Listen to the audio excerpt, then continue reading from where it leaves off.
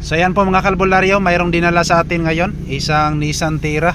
So time check, anong oras Direk Rams? Hapit na alas 6. Hapit na alas 6. So pauwi na kami, pero yung may-ari ay gusto pang ipahabol. So ngayon, ito po ang concern niya. Nakaandar naman ang makina ngayon at nang itry nating i-off. Yan o. So hindi na talaga mag-engine off. Kahit anong tulpok-tulpok pa ang gagawin natin dito, ay di talaga mamatay yung makina. So patuloy pa ring nakaandar. So ngayon, straight to the point na po tayo. Tanggalin natin to, ang mismong push start. At titingnan natin, baka mahilig lang kumakain yung may-ari ng kindi rito. So yan po ang palagi nating tatandaan sa mga vehicle owners dyan.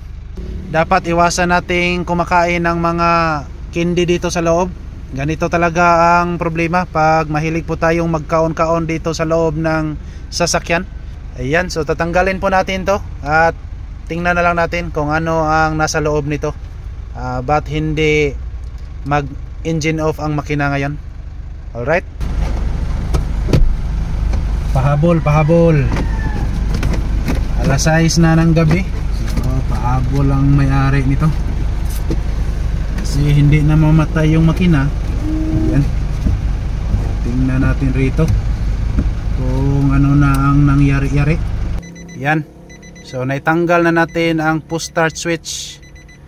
Ayan, so kita naman natin ngayon na medyo uwili yung switch dito. At kailangan pa rin natin tong baklasin at makikita natin kung ano ang nasa loob nito. Kita natin ngayon mga kalbularyo, sobrang uwili talaga.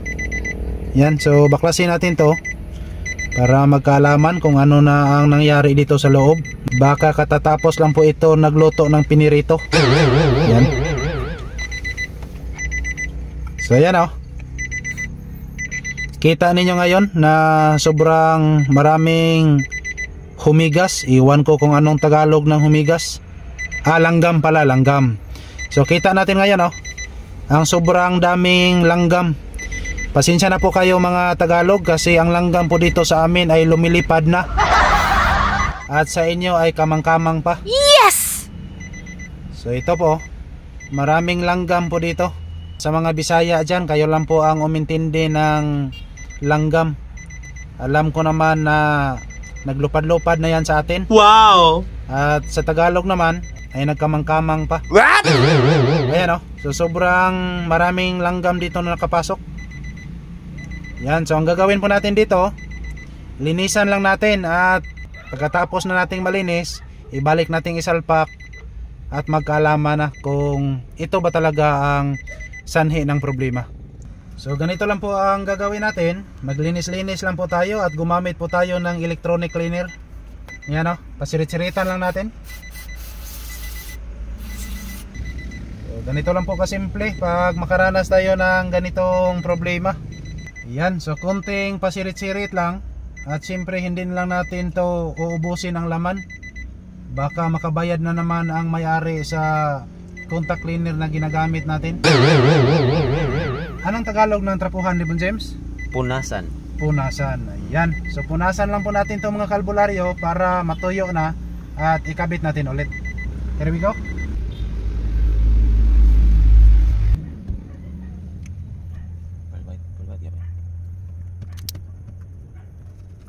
Gamitan na natin ng kunting honghong.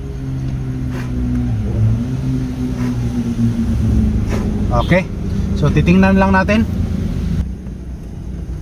Yan, try natin. Ayun. So kita nyo ngayon mga kalbularyo na umaandar ng makina. Try nating patayin ulit. Ayan so namamatay ng makina. So para walang daya, ibalik nating pandarin ang makina. Ayan ayun. So umaandar na at patayin natin ulit. Alright, so ganyan lang po ang problema. Mamauli na tayo, gabi naman. Uli na tayo. Okay, so maraming salamat po sa inyong panonood. As always, to God be all the glory. Thank you so much.